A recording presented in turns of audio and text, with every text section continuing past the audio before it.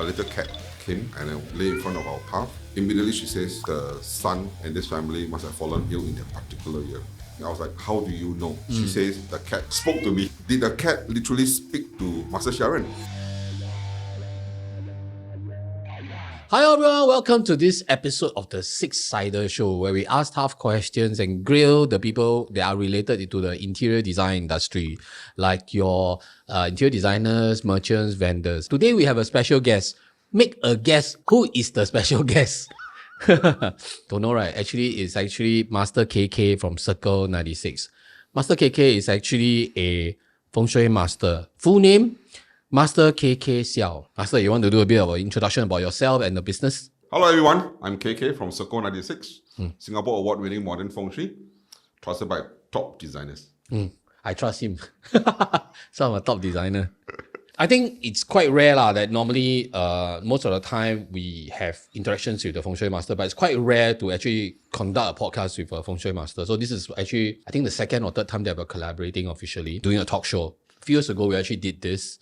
But I think that the angle was slightly different. And then this time round, it's going to be more candid. And we're going to be talking about the real scenarios with regards to interior design and Feng Shui. At some point in my life as an interior designer, I realized that, cannot.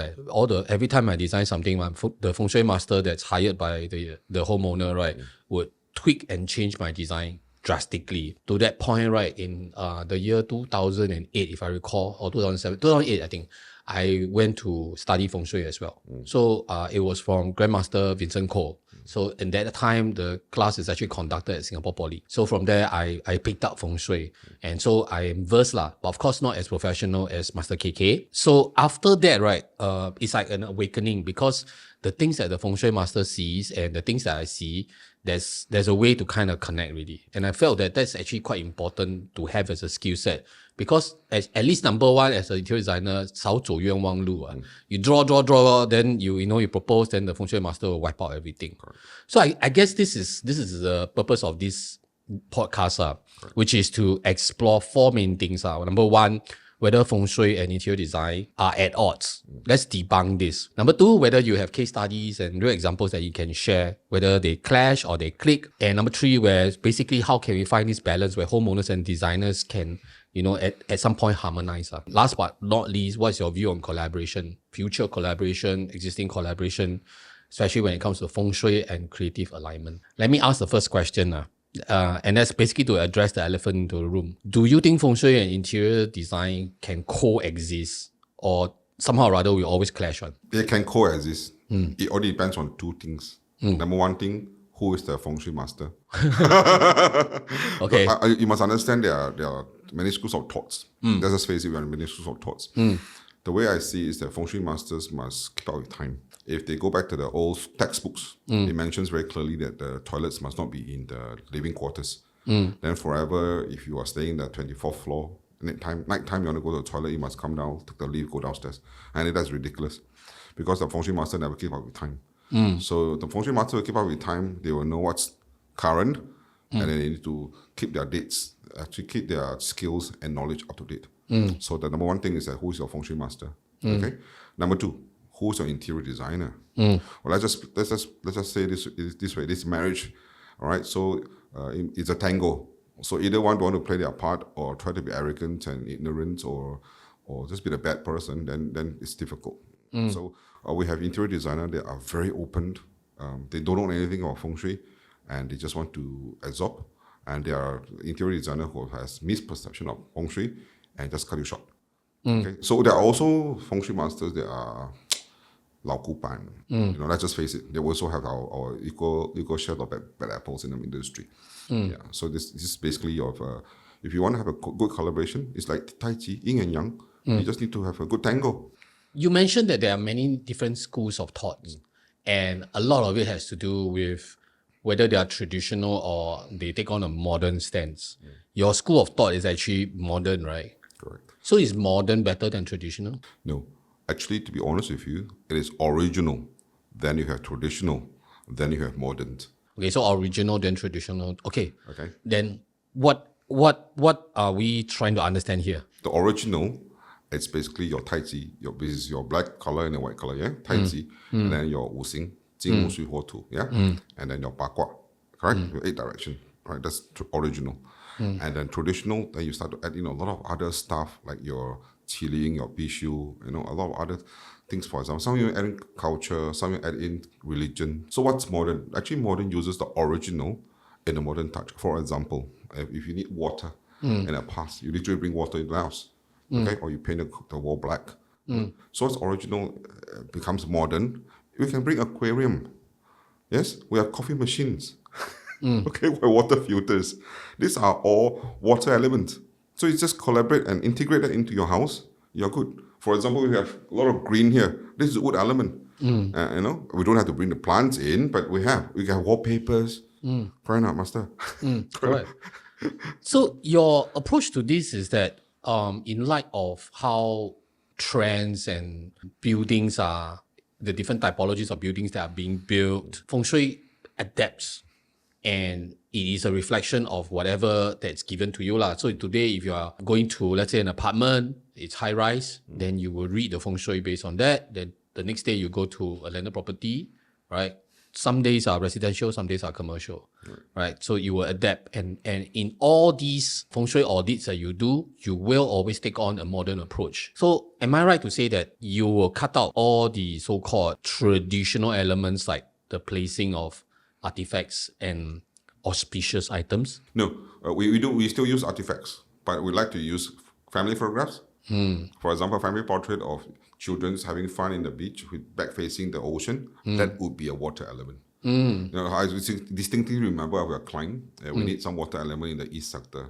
East sector represents the first sun, and then we need some water. Okay, and then she says, "I have a photo of my son swimming in the swimming pool. Does that work?" Yes. Beautiful. So we have that picture on the wall. Ta-da! You don't have to buy special or expensive ornaments just to create the water requirement. A photograph 很亲切嘛. Correct? You and your son, in his room. Maybe we do a bit of exercise there. Audience, please put out take your left hand, cover your eyes. Can you see anything? You can't see anything. Yeah? Can't see anything, yes? So when you buy a property, high-rise flat, okay, 4th story and above, make sure when you look out the window, it's unblocked. Obvious, isn't it? When you're blocked, you can't see anything. That means 前途无量. So so that's the difference between a landed property and a high-rise property. So this is what we do for high-rise, and landed property is the same. A lot of people do not know how to see landed property because landed property in Singapore, or rather should I say, a lot of masters do not have the skill or the opportunity or the practice to see landed property in Singapore because landed property is scarce. In landed property, you also see the terrain, the high and the low. Give for example, you serve the military. I think many audience serve the military.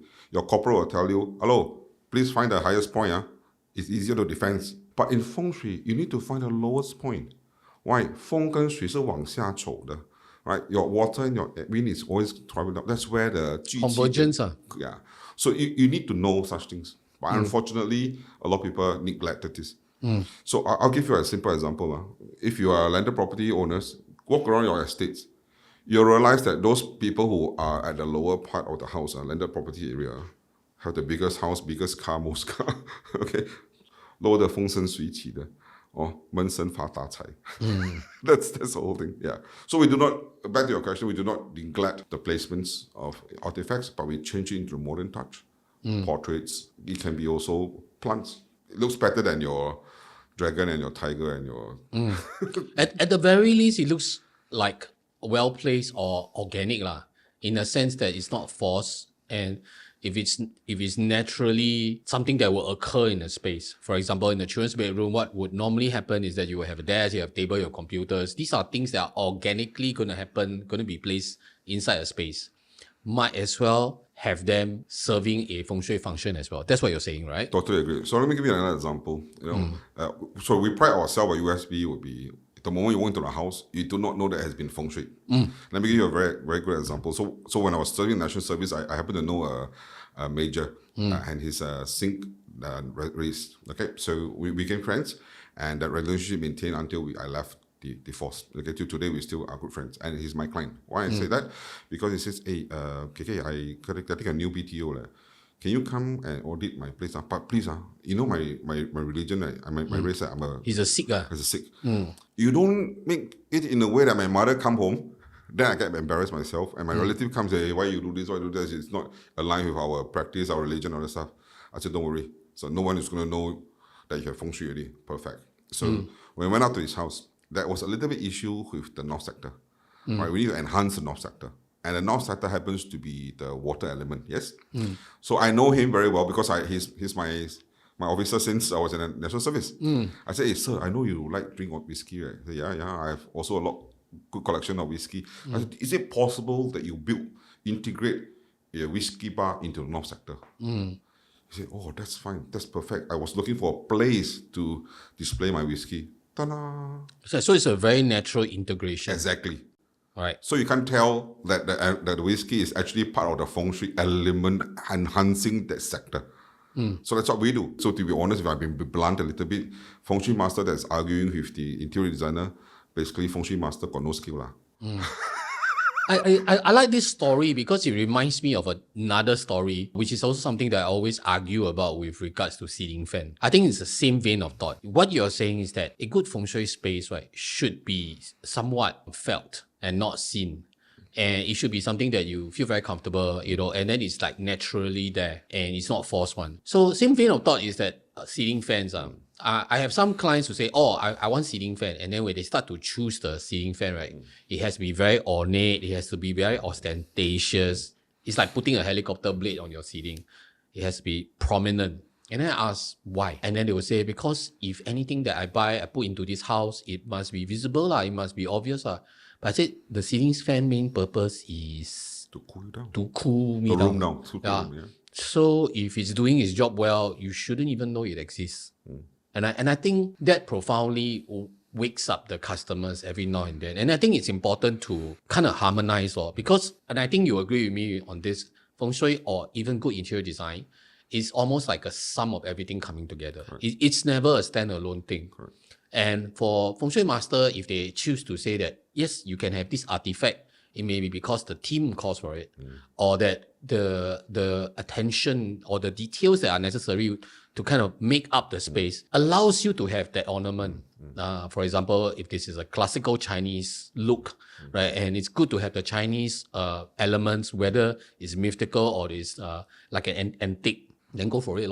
A Hua Ping is perfectly fine, I would think, if the design calls for it, especially like a Nonya Peranakan kind of concept. That's right. I think with our concurrence is that there are possibilities that it will clash, and in the right hands, the designer and the feng shui master should be able to harmoniously work. But what happens if, like, not everyone is like you and me, right?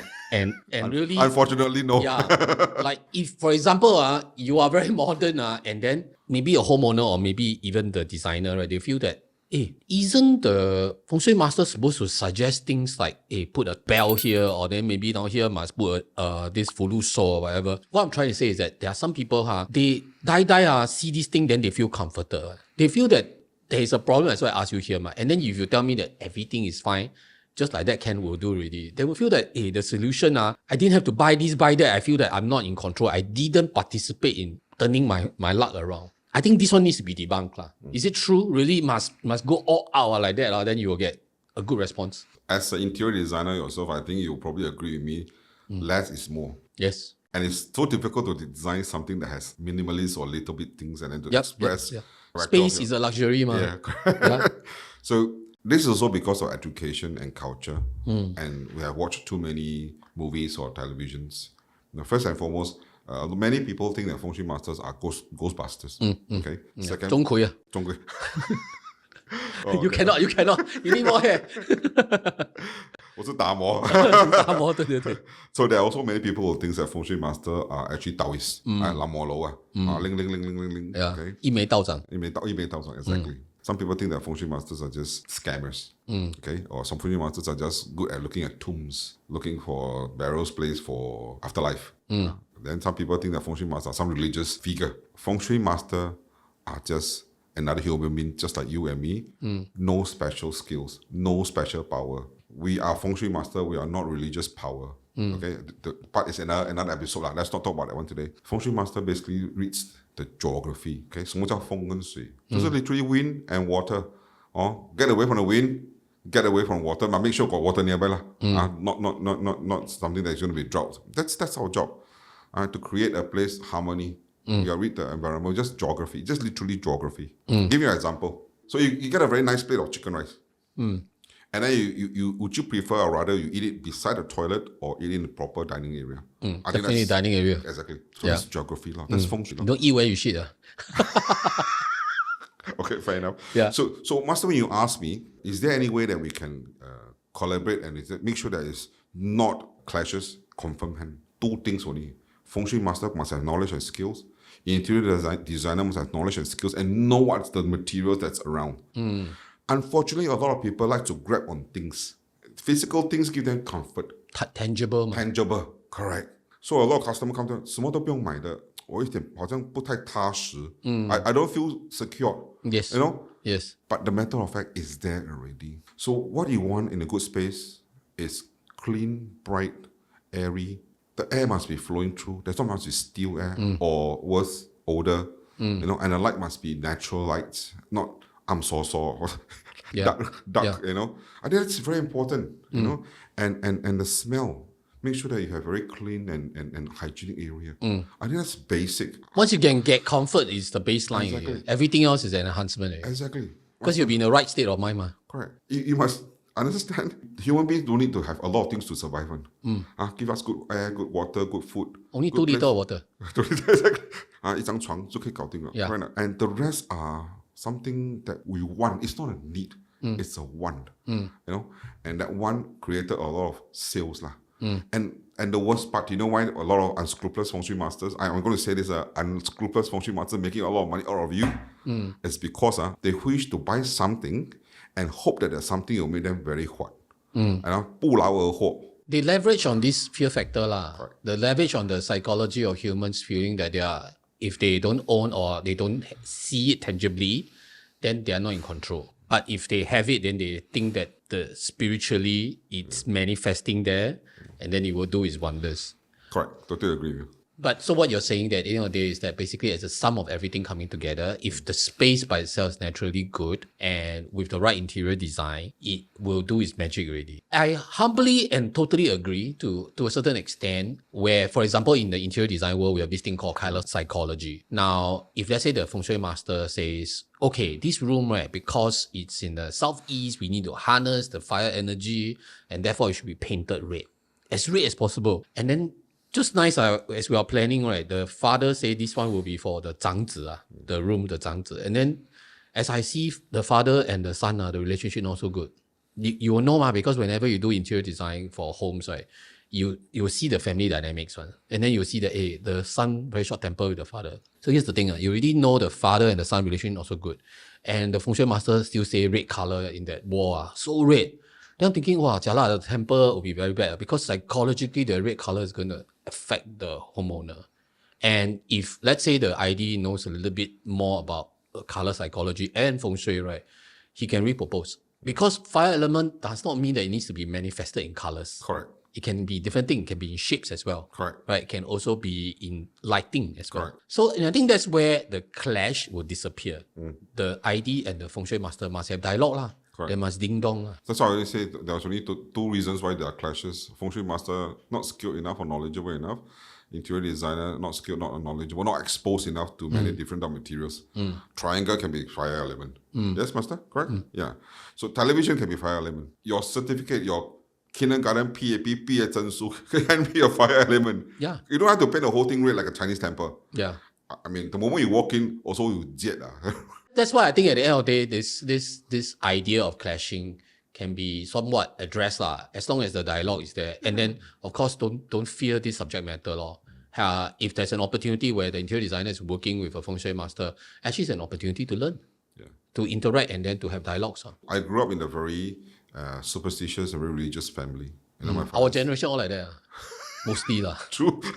It was 乱世嘛, a lot of things uncertain ma. They also pray to win 4D, pray to sun. Studies also have to pray one. Before exam must pray one. Right. Yeah. So I grew up in an environment like that. My father see feng shui master every year. All right, they will come to my place. They'll go to our father's factory. Father give them ang pao. Some just few minutes and walk away. So I always have this misperception that feng shui masters are magic wonders. You get everything. Until one day, my dad's partner secretly took the company away from my father and went to list in Malaysia. That's where everything else broke loose. I don't believe in feng shui anymore. All right, and that's when my father had a very bad business tumble. So despite all the trust in feng shui, things still went wrong. Very, very wrong. And after that, you lost all faith in feng shui. Yeah. So Then how did you rekindle your love for feng shui? So I did not believe in feng shui from then on. Unfortunately, I fell in love with a very pretty lady. That was a very interesting story. This one, okay, come. Let's have a talk about this. Story. Fell in love with this very interesting lady. It's called Master Siaw KK. She's a third generation feng shui consultant. So she started talking to me about feng shui. I didn't believe her. Under what kind of situation?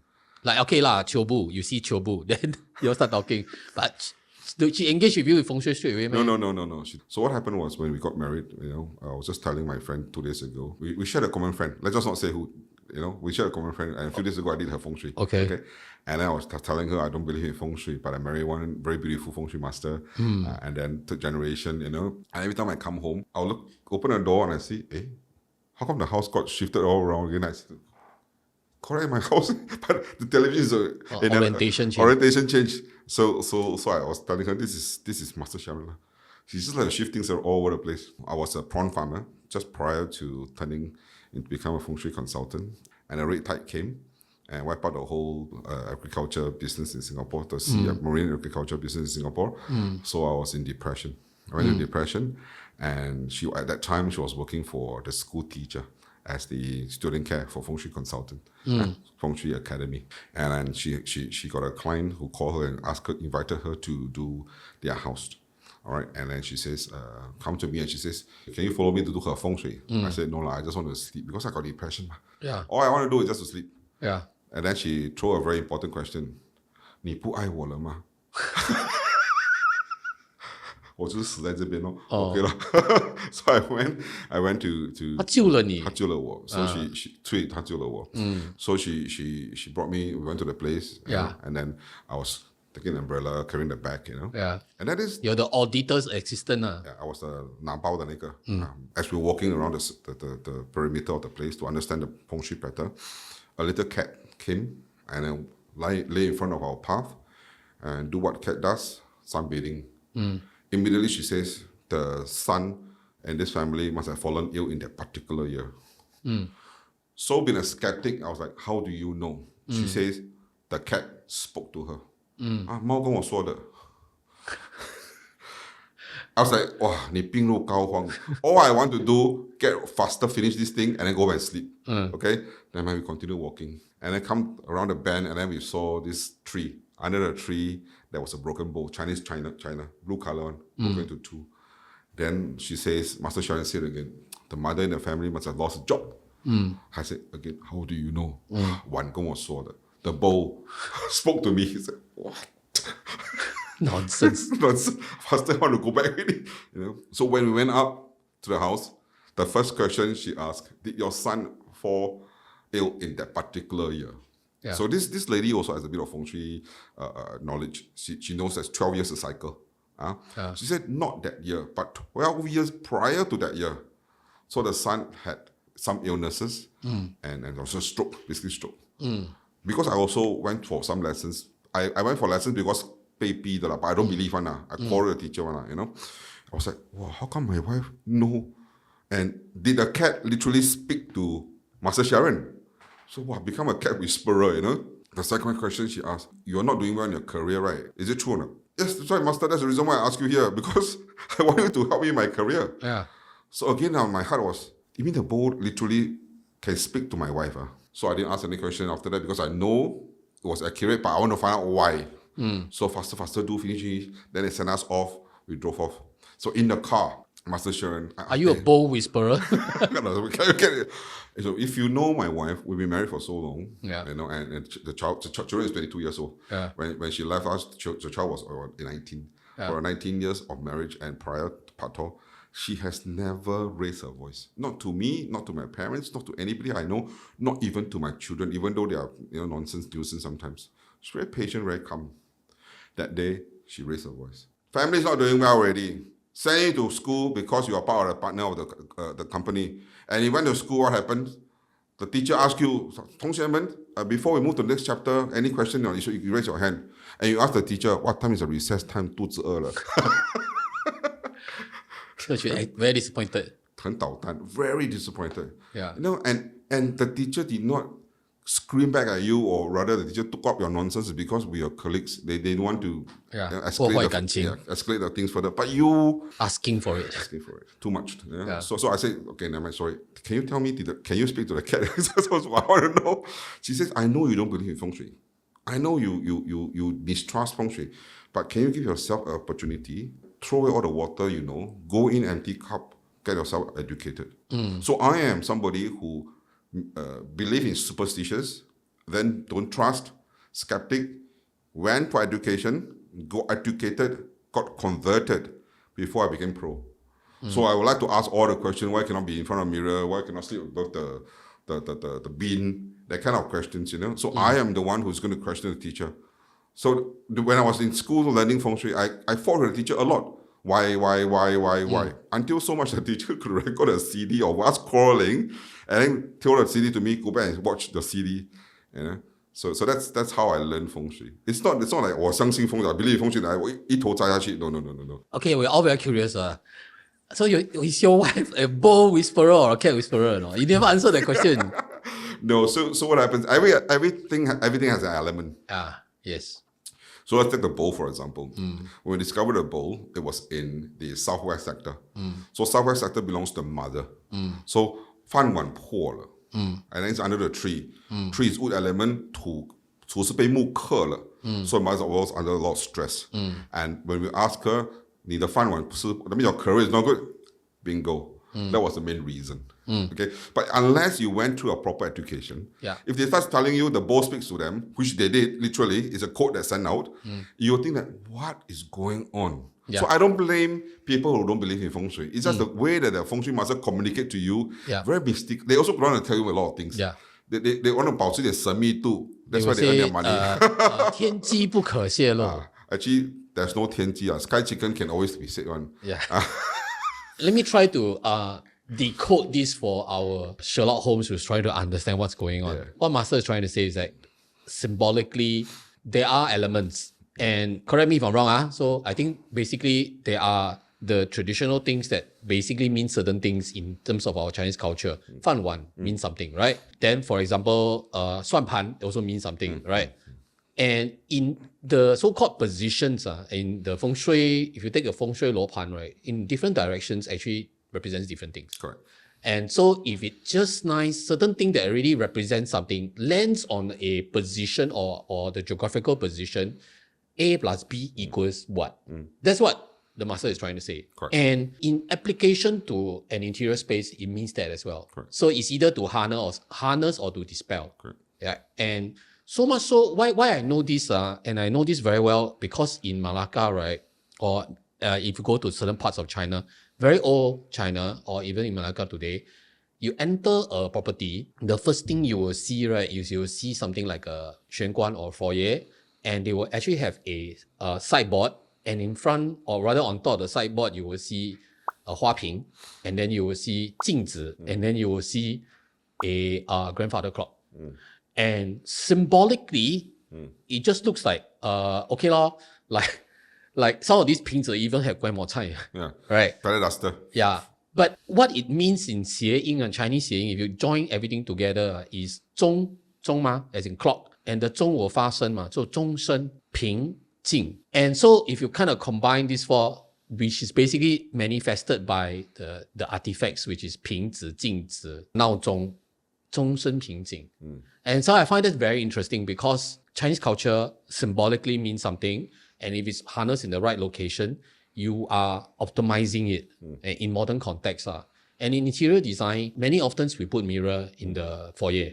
And why we do this is because you dress yourself, groom yourself, you look at yourself before you leave the house, and you come back, you see how shag you are, then maybe you leave yourself out and show a happy face to your family, right? And then in the interior design sense, right, if I understand this, right, what I'll do is I would design it in a profound manner, meaning because directly you don't put a mirror, you come in, you see yourself, maybe you get shocked. So you kind of tilt the mirror, but somehow if you, like in Singapore context, our foyer is very small. You put another mirror and put another 瓶子 down there, cluttered. So what I do is if the mirror in the position, I can diagonally reflect the 瓶子 on the other side, right? I come in, I see 瓶 and I see 镜子. So it's still 平静, right?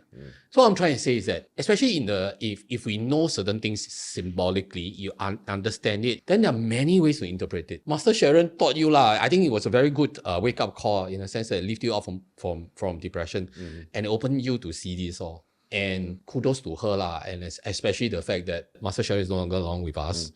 She actually guided you and mentored you for a sustained period of time to do this. So much so that now you still carrying the light. How has it been? Challenging? Tough? So it has been exactly 3 years. It's coming Tuesday since her passing. And the light must go on.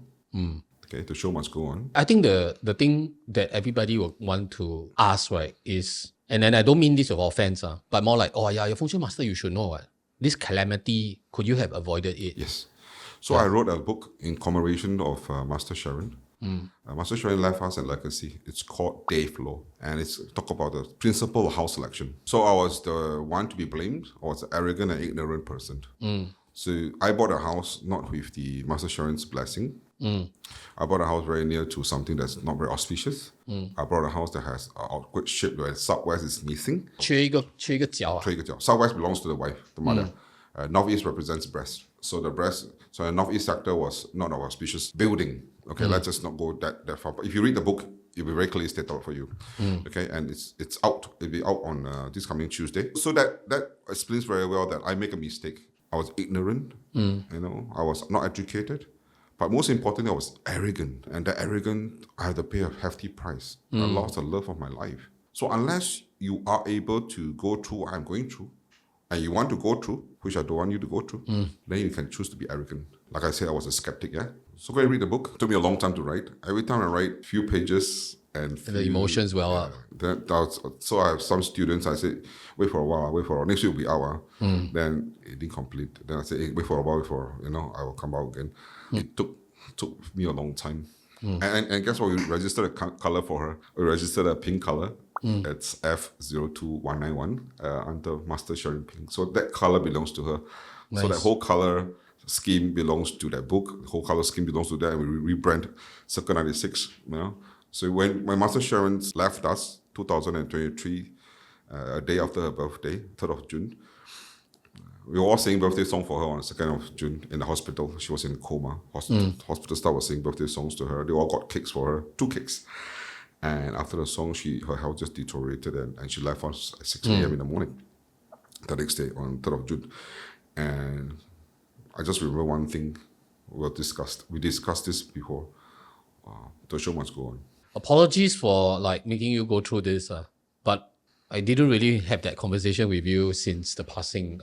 I guess that was immediately after COVID and everything was started lifting and we were very busy with trying to get back to the natural cycle. When I heard about the news, of course I was very shocked. Some of our common friends actually contacted me. Hey, do you know what's going on? I said, hey, don't kepo lah. I wouldn't know, right? When the time is right lah. And it took me 3 years to be asking this question. So apologies for that. And you definitely have my condolences and all that. More so importantly also because I also interacted with Master Sharon. And we both did some filming together. We did. Yeah. And the thing is, she has a very calm demeanor. And what I got it from her was that, the Feng Shui part about things is that it's all about harmony. Between the two of you, you are the spokesperson. She was the anchor like that, very zai, and she will say like that, off camera, then she will tell me, actually, I want to tell you this one, but I didn't say in front of camera. Then she also gave me some guidance and all that. So I think that's basically it, back to our core subject, right, which is basically about designers and Feng Shui masters and all that. When we meet a Feng Shui master that is not selling and basically trying to educate and share, it is an opportunity to learn all. And we were having a discussion just now offline. It's I was asking you, how many interior designers do you know actually know about feng shui and practice feng shui? Zero. Zero. No lah, got one lah, me lah. At least got No, one lah. no. The question was, how many interior designer do you know? He did not say how many top interior designer do you know. Score point. Ding ding ding. 给你10分。哪个跳水的定10分？ You would think that the industry needs it, right? And why do you think that not enough interior designer knows about this? I honestly think there are more property agents who knows about feng shui. Right? Correct, yeah. Than interior designer. 都是因为饭碗 what they go and learn what, right? Maybe because interior designer 很忙. Architects also 很忙. I have architect friends who knows feng shui. I have doctors students who knows feng shui, but I do not have any interior designer friends or clients other than you, top interior designers who know feng shui. I think the misunderstanding we have here is that interior design and feng shui do not blend. It's odds at all time. 井水不犯河水. But this is wrong. This is wrong. It's wrong. In fact, I suddenly the thought hit me that I think I should table this to some university and then we should do some skills futures. 6 sites times circle 96 times some university and short course on introduction on basic feng shui. Correct. For interior designer. For interior design. Because I think it's an invaluable skill that it's good. Because the way that you share feng shui opens up them to see things not just in the mystic side, but actually in shapes, forms, colors, lights, geography, landscape. And these are things that actually the interior designer deals with every day. Every day while we go into a space, we assess whether the ventilation is good, we assess whether the lighting is good, we assess whether color psychology, wellness, everything, and shapes and forms as well. So why not? You also study the living habits of the occupants. Correct. Very important. Patterns and lifestyles. Exactly. Some of them are, like you said, handicaps. Some of them have certain requirement. For example, they have school-going children. Yep. So we also took that into consideration. Yep. You know, so why can't we work together in harmony and create a very livable, nice place for the occupants? I think that's wonderful. Correct. Yeah. Correct. You know, harmony which is like the end goal for feng shui, which is harmony. The end goal for a very high level interior design is really that. And just to share a little bit about interior design psychology, and it's something that you never think about, lights for instance, if we are at a food court and we are using bright white light, chances are you will speak very loud, right? And if you are in a very dimly lit restaurant, chances are you speak softly, right? So is that feng shui or is that psychology? It doesn't matter. If we kind of harness it right, you will deliver the result. Why? Because if you want your food court to start to be able to charge higher price and at the same time make people have a lower volume, you just have to change your lights. So now, is that feng shui or is that psychology? I don't know. Feng shui is geography. It is part of feng shui. Yeah. And because you have that knowledge and you're able to design, integrate it into the environment. Seamlessly. Yes. Yeah. And that is feng shui and architectural and feng shui or interior design. It's the same thing. I think at the end of the day, it's basically about practicalness in the execution of a renovation project with a feng shui master and interior designer. So if we were to talk about it in terms of a process, how early should a feng shui consultation come into the renovation or design process? Now, I ask this question is because some of the projects that I worked on where the reason why I get into this is because I got frustrated with the feng shui master because I design liao, then they come in. So clearly it shouldn't be like that. In the best scenario, the homeowners should actually consult a feng shui master before they actually go and select a house. It's not like wearing a button on a shirt. The first button correct, usually all will be correct. If you do the first button wrong, everything will go haywire. Misaligned. So if you choose the wrong place, then you try to make it best. For example, hey master, can you please cook this fish and make it the best steamed fish? But you give me the fish local one or like the fish cannot make it, not fresh, then how you expect me to make it into a very good fish? So the first thing, the raw material must be good. Then can we kiasu a bit, right down to before you even get the property also, audit before you even get the property? Correct. So you should actually select the property first. Because property not built up, cannot audit. You can only select, make sure that the place is not so bad, not so terrible, or at least you know those areas that are not so good are able to be remedied. Okay, not in the way extent that it's terrible. That's number one. So that's the ideal situation. So majority of you don't do that. So if you are listening and you want to do that, I encourage you. And so but if you got a place ready, the very first thing that before you go and see interior designer, you can actually speak to a feng shui master and start selecting who you want to work with. And then when you go and select your interior designer or speak to a particular interior designer, inform the interior designer you are seeing feng shui. Best scenario is interior designer do not do a lot of drawing or planning first. Taking into consideration that you don't know which feng shui master you're going to work with. You don't know what the customer wants, whether it's approved or not approved. Okay? Best scenario, which we always practice, all meet in the new house and all have a discussion straight there and then. So for example, if you want an aircon to be here, master, can the aircon be here? Yes. Interior designer, can the aircon be here? Yes. Okay, I want the aircon to be here. Good. Settle. Can we have the fan?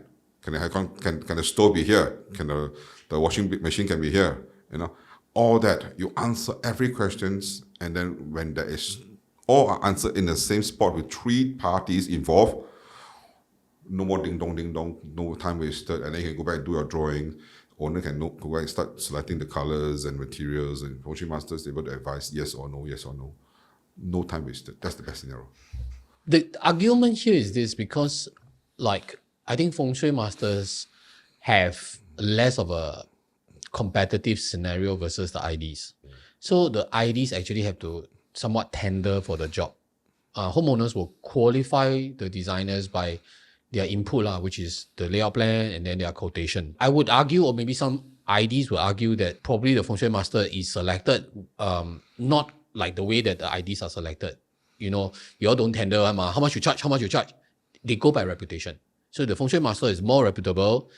At some point, they are willing to pay. They engage a feng shui master. So that one is settled already. Then the next thing is they want to qualify the IDs. Then the ID has to tender. They have to go through the effort law. And so they do the drawing. Then they draw the quotation, or do the quotation in accordance to the drawing. And they pitch for the job. Then the homeowner then select. I think the way is that the homeowners do not know how to pre-select or how to qualify a good feng shui master or not. Apart from reputation, also the money. Some homeowners are able to pay a bit more to get a qualified one. Some are just asking their friends. Some are asking, 包一个红包就好。 some are asking for religious masters. So they first and foremost, homeowners do not know what is feng shui master. That's the biggest problem. But homeowners know what's interior designer. The one who draw the drawings, coordinate the renovation, make sure everything turn out the way I want to leave my house. So there's some framework. Yeah. So they qualify. Correct. They don't know how to qualify us. Okay. So yes, we are also being compared with prices. We are also being compared with reputations and known, how often you appear in the social media and things like that. We are also qualified, but do you have an actual office? Do you sell products? But the biggest question, the biggest hurdles to this is that homeowners do not know and differentiate between what's a feng shui master and what's a religion master and what's a myth. And that's the reason why I say it's best homeowners read out a lot about that individual feng shui masters in the website or the materials that they are written. Get a few, speak to them, qualify them first. Yeah, that's the most important thing. I would think that maybe a good route, and this may be worth consideration, is that the IDs and the feng shui master already have a relationship, or that the feng shui master has a wide connection with many of the IDs in Singapore. So no matter what, at some point there is already some form of synergistic relationship, so they can avoid a lot of these clashes. Right? If it's a very independent feng shui, and then ID, then it's raw and new, and then there's no chemistry on. The most often comment I have from interior designer that I have not worked with is like, wow, master, I wish I know you earlier. Oh, master, I wish all my customer work with you. First and foremost, we want the best for our customer, which is the harmony. All right? We want the harmony in the family, we want health in the family, and the wealth will naturally come. But harmony is always the first thing. And because of this, we want the customer to have the best harmony, and we know how to use interior design to create the harmony for their house. And when we work with interior designer, they'll be so blessed. They'll say like, master, so simple, so easy. And we do not destroy the integrity of the design. You can have minimalist, industrial, whatever, doesn't matter. We can blend, like I said, 2 things in the very first part. The knowledge and skill of the interior designer and the knowledge and skills of the feng shui master. If you have the two, the good ones, that blends, everything's so beautiful. Yeah. Of course, not every time you get it. To kind of give perspective to homeowners, right, how disruptive it can be if you have a situation where design and feng shui clash. And quite often I got this before I studied feng shui and integrate. It's actually the kitchen. And because there are certain pipes, the top part of the kitchen HDB flat, right? Flats, yeah. You have to shift your burner, your stove, away from here, shift there. To the interior designer, firstly, kitchen got science one. It's called a work triangle. And it comprises of three things like the fridge, the stove, and the sink. And there is a process where you take food, you defrost, you wash, you prep, you cut, then you go and cook, and then you go through this work triangle. It is a cyclic process, but it's scientific. But once you orientate the stove somewhere else and shift it until the so-called the work triangle becomes a work rectangle or something different, right? Becomes very difficult to optimize the kitchen. And that's where I clash with the Feng Shui master law. Number one, what is good Feng Shui? Number one, good Feng Shui is the customer can use and be happy. Workable, physical, practical solution. That's number one Feng Shui. Okay, so you and I know one interior designer. Let's not mention who's her name. She mentioned this many times in her talks with me. And when I went to audit her house, literally I saw the stove triangle, and the mother is so angry to cook that doesn't want to cook anymore. So it destroyed the harmony at home. It destroyed the energy at home in the kitchen.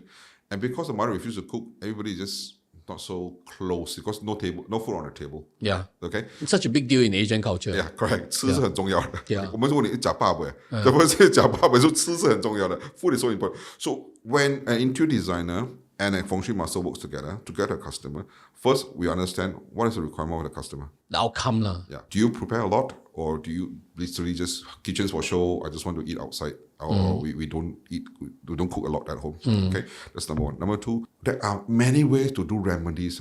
In a way that it will not destroy the design, the three triangle design for the kitchen design. Many ways. Sometimes a sticker will do, numbers will do. A packet of rice. Who doesn't have rice at home? Okay, no rice got Maggie mee. No Maggie with 罐头煲. All this can address. So there's no need to be so uptight in a way that cannot be addressed. But at least when a customer is in a house using the kitchen, she or he is happy. He enjoys cooking. That's you achieve the harmony. Harmony of environment, harmony of himself, harmony of family. I think that's very important. The first rule of interior design is that if you're going to spend money to build something, make sure that the space works for you and you don't work for the space. It served you. Yeah. Talking about monetization now, right? If an interior designer wants to work with you, all right, how should they prepare, or what should they expect in terms of collaboration? Let me paint maybe 2 or 3 scenarios. The first scenario would be the homeowner chose you already and then they have also finalized the interior designer. That's one scenario, the typical route. Another route is bottom up, which is they choose the ID, then they ask the ID to recommend. Then another one is basically probably no ID, you're just probably going to do like DIY, and then the homeowner gets involved, but then there's many pockets of different contractors and IDs. Yeah, let's start with the first one. First of all, we do not take any money from the interior designer. Okay, we also will not give any money into interior designer. No comms. Yeah, we will not mark up from a customer and give it to a customer. That's very important. Why this is very important? And we don't sell anything. I think we work with many interior designers, and they love us for one simple reason. If a customer comes in, we say $100,000 of budget to renovate his new house. Okay, Feng Shui master is going to take away 70,000 selling artifacts, and then left 30,000 for the interior designer, and that's I think the interior designer will be very upset. Yeah. Okay. Yeah. So we don't do that. We only provide service. Consultations. And in our consultation, we do not propose selling or buying anything. We don't sell, we don't buy. We don't sell you anything, we don't ask you to buy anything. Okay? What we want to do is that we want to work with your interior designer to propose a color scheme, to propose the certain elements or design or materials which your interior designer can provide to enhance your house, to create harmony. I'm sure everybody will agree that majority of people would like to have aircons in their house. So where to place the aircon is one crucial thing. For example, if you place the aircon correctly, your first boy and your first daughter, generally speaking, very nice, very harmonized. Okay, place it wrongly, So, for example, icons, televisions, lightings, tables, color schemes, sofa. Where should you place a study table so that children can study very well? Exactly. And if you think that you are in a business of communications and you want to speak better, more articulate, where should a clock be? A clock improves the articulations of a family. You say, my daughter, 脾气不好. How can we enhance in a way that your daughter's mellowed down a bit, be more patient, with what kind of color scheme or what kind of theme All can be done. So back to the monetization. All this your interior designer can provide. We are not going to take a single cent. Wallpaper can also be in a form of forest or waterfall. So we don't sell anything. We don't ask you to buy anything. We work with interior designer. We only engage by the homeowners. So when interior designer introduce us to the homeowners also will interview us. They will sit down with us through a Zoom session or a face-to-face session. They talk to us. Are we able to integrate the home design with our Feng Shui methodologies? But what's the frequency here? What to expect in your consultation, in the sense that 3 times site visit, 2 times that the ITs can come and talk to me, and then when you finish the reno, call me, I go there and do one final audit. I mean, what is the process like? So we speak to the owner first. Yeah. Okay, we speak to the owners first. We understand what they want and what they need. Okay. Okay. A homeowner's brief lah. Yeah, homeowner brief. So we know where, by looking at the floor plans, by looking at the postal code. Singapore is very good now. All each individual house is postal coded. So we will basically know roughly what is missing or what is required to improve. And we double check with them. Is this what it's not so good and you want to improve on this? Then they say, oh yeah. That particular year is not so, So they're able to tell us yes. And then we meet up on actual site. So this is the first meeting, physical meeting. That one can be Zoom now. It used to be physical. When COVID came, all became Zoom. Then it's easier for everybody. Okay, so we can Zoom. If they would like to invite the interior designer to come in the very first route, also can during the Zoom, which is very rare. On the actual day, we can collect the keys, or prior to collecting keys, sometimes we want to have a very speedy renovation. The moment they get the keys, they renovate already due to that, then they hand over and things like that, or made in the current house that they want to buy, resale flat or existing flat. Okay, talk there and then. If the customer can show us some pictures that I've spoken to interior designer, they have already got an idea what they want. We decide there and then can or cannot. So interior design know what's going on, homeowner knows exactly what's going on, and there's no miscommunication. Okay, so there and then we speak about it, and this is the best scenario. 3 parties come and talk about it straight away. Okay, this is the best scenario, and then this is the first. We call it the first visit. Group chat will be set up. Okay, WhatsApp group chat will be set up. Customer can start asking questions. When we do our first audit, it's about 3 to 4 hours for a 3-room flat or 4-room flat. A lot of information will be given to the customer. Which year is good, which is not good, what is going to take, what she needs to take care, what she needs to take note, and that year is good, go ahead and do your investment, etc. She may be information overwhelmed, but she can record this, and she can also take down notes. And then with the group chat set up, she can double check with us. Give her some time to speak to the interior designer. The interior designer start drawing out the pictures. The designer start giving her materials to fill up the design. We will consult each other again. So everyone will still have the conversation inside the group chat. I try not to have the interior designer inside the group chat for one simple reason. Something we talk to the homeowners are very private. For example, the health issues literally doesn't involve. Or the spousal issues. Oops. Oops. So we try not to involve the interior designer. They will give us all the information the interior designer give us to them, the colors, the house, the scheme, the 3D, the 2Ds, the plans, and then we'll say yes, no, yes, no, yes, no. Okay, yes, can, go ahead, this and this and that, or colors. They'll start giving us color codes and things like that. We'll tell them, And then when all is done, Kai Kong, okay, we'll give them a date. Then they start to have their Kai Kong. Kai Kong ready, then they do the renovation. If there's any questions, they come back to us. And it's all in the group chat. Okay. Wait, I'm gonna cut you here. I used to remember that Kai Kong 有個意思 one. I remember you and Master Sharon were actually they have and that is if you are not going to start work yet, but you have the official date, so you do that. Because the start work may be a bit later, maybe 金柜 or whatever, right? So if we are fortunate enough, the day we collect the keys and all of us are there, and the date happens to be a good date and a good time, 直接開工。 Okay, don't have to wait for much later. Yeah, okay. Which happened that you were lucky that the day I think we did was quite a good day lah. Auspicious day, so 直接開工. So it's a symbolic gesture lah. But most important for homeowners, please buy cakes, coffee, drinks, put at the job site, construction site. Carpenters, they all like it, they will do a good job for you. This is 人情世故啦. Yeah. Okay. Interior designer also, 好的開始. The interior designer also like, wow, come got drink, don't need to buy whiskey. But if you want to buy whiskey, also can lah. Okay. The interior designer will love it. So after that, what we do is that whole thing finished. Interior designer hand over the house. They say, we can hand over the house next week. Okay, good. Then we'll find a move-in date for them. Then we'll ask the customer, give us all the date of birth and time of birth, the parts basically. Then we'll find an auspicious date for them to move in the house. Move in the house ready, they settle down and move in everything. Then we'll come in the final audit. They must place everything up in the house so we know they've been living there. This is how they want to live. Then where the stove is, for example, when we go and see the house initially, we don't know where's the stove. We don't know how many coffee machines they have or what kind of coffee machine they have. They only tell us we want to have a coffee machine here. Okay, can. Then there are many things they will not tell us. There are many pictures they will not tell us. So the final audit again is to make sure that everything runs according to they follow they comply We don't delete the chat. So the chat can be around with us for 10 over years. So questions can pop up and answer. Now our clients come out to us for second house. Our clients come out to us, children want to marry already. Can you please help me select a house for my daughter? They want to either downsize or upgrade. upsize. There's another scenario, which is basically when the customer goes DIY, I guess there is no ID, so the leadership is completely by the homeowner. Correct. And it falls on to homeowner to coordinate. Correct. Yeah. So the coordination part with the homeowner, if they want to DIY their house, they will have to. They also have many vendors themselves. They cannot get plumbers. They cannot do plumbing work themselves. They need to get plumber. They need to get electric, unless they are licensed electricians themselves. So everything they want to do, they communicate with us. Is this design okay? Is color okay? Things like that. I think most of the IDs are also businessmen. They're also scared.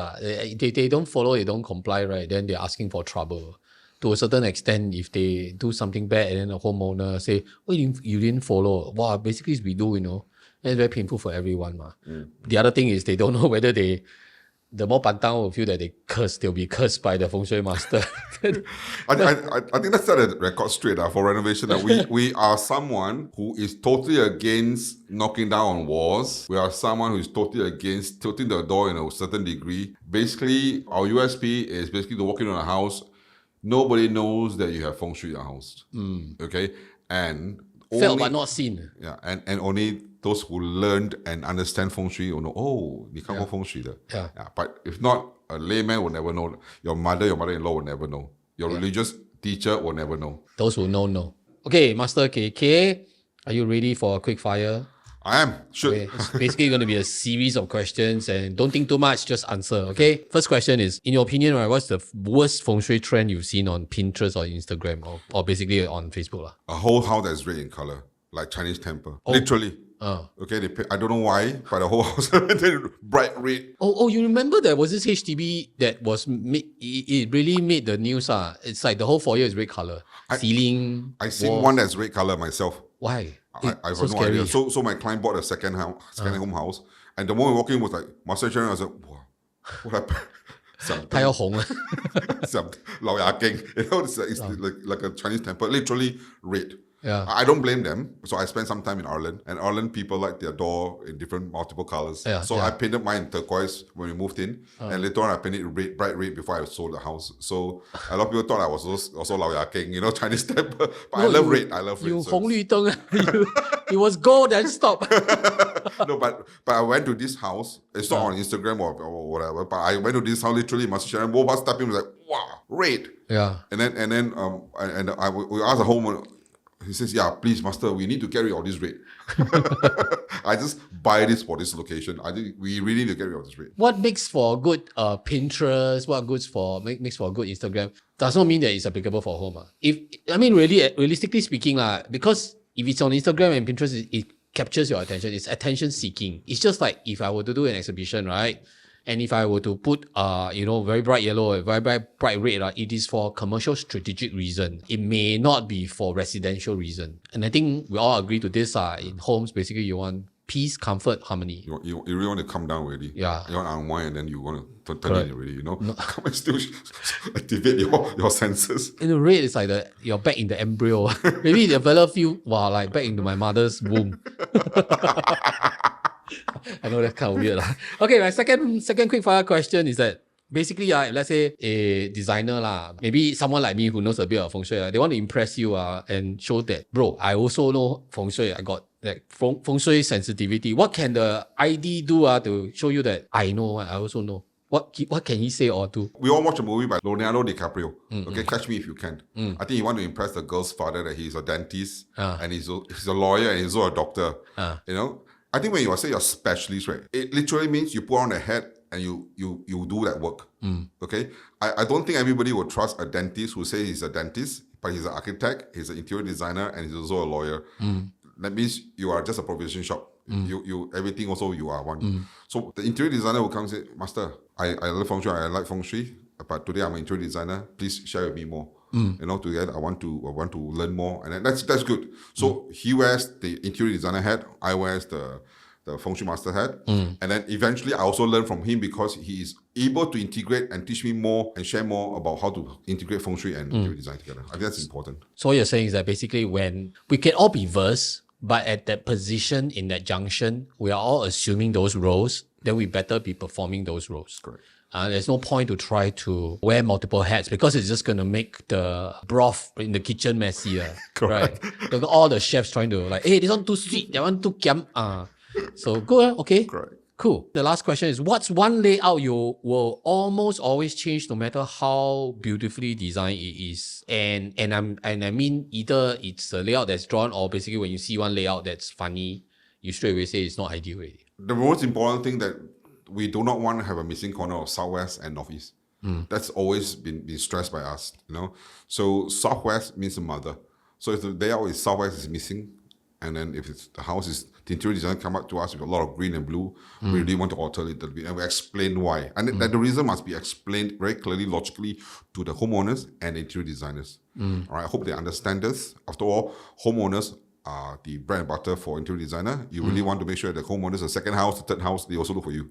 So you want to have healthy and prosperous, and then so they come back to you again, which is good because we are engaged to create harmony and health and for the family. So we want to tell them this is not so good. You want to improve on this, but you must explain to them and not just say 不可以多少不要. I think a lot of Feng Shui master interior design do not work very well, so because masters don't explain the reason behind. Then interior designer very upset. Everything cannot on. So everybody want to insert their authorities. Yeah. But if you explain, the southwest is missing, southwest is earth, you really don't have a lot of green, and southwest is mother. No nurturing element. Correct, exactly. Not so forgiving also. So you want to really enhance the southwest. Don't punish it further.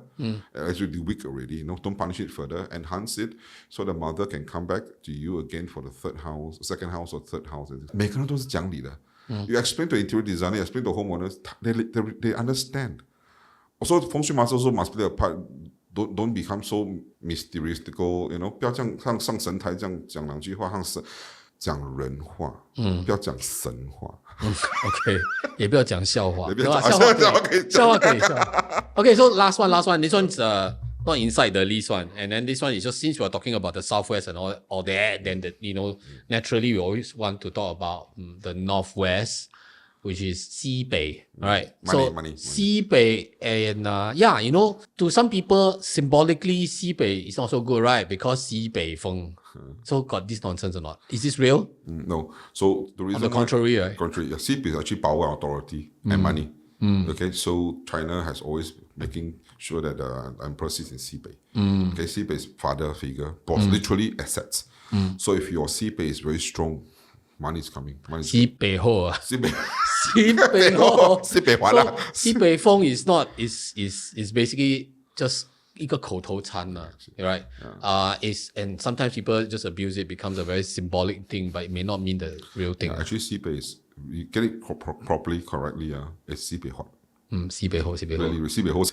Yeah. Okay, so if you want to be like 西北后 and 西北 understanding about Feng Shui and all that, right?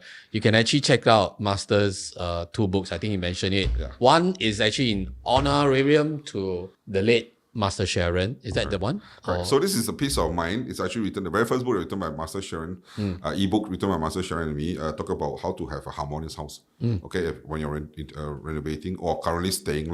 Okay, this is number one. When is it out? It's out already. This book is out already. It's How the come I very don't first have? book. Why I don't have? Okay, so my fault. Better bring it to me. I want a piece of mind. So everybody wants a piece of mind. Yeah. Okay. So one piece of yours. Thank you.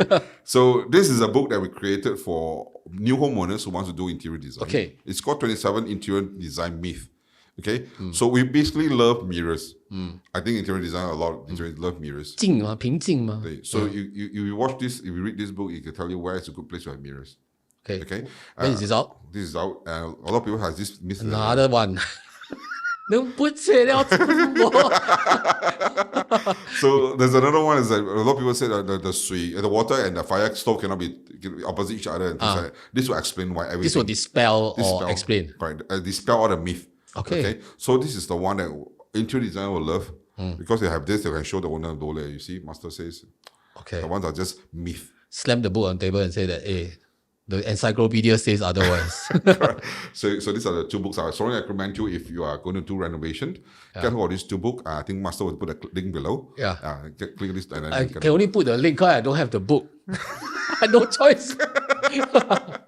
Okay, cool. So with that, we've come to this end of this very interesting conversation with Master KK. Really learn a lot from him, understand the background and his perspective of harmony. And I think we share a lot of things in common. Basically modern feng shui and interior design really have a place together. It can work in harmony. It should not be a clash. And going forward, together, if you're a feng shui enthusiast or interior design enthusiast, you can get the books, read them, and then understand a little bit more. Of course, professionally, you still have to inquire with the master and with your IDs and get the best outcome for your home. So I'm very happy to be here. Most important, if you want to look for an interior designer, please use people from SIXiDER because I vet them. Very important. I have worked with many interior designers. Unfortunately, there are some bad apples in the industry. I'm sure you will have. Sure. Yes. Yeah. So it's very important. Don't lose all the money. You pay deposit and abscond and things like that. So go to SIXiDER. Make sure that they give you a good. They definitely all interior designers and SIXiDER are very good. They're vetted. Okay, that's number one. Yeah. Number two, I really wish everybody happy. All right, healthy and prosperous. We're going to do a more show. I think the show will be in Teochew Nang, Teochew Nang, Ma, Teochew Teochew. Imagine we can do all the show in all Teochew. We'll be in discussions about how to take this further with more feng shui sharing and hopefully we can do a whole new series of feng shui podcasts and share that with you guys. Yeah. All right, thank you, Master. Thank you. Thanks, Master. Thank you. Bye.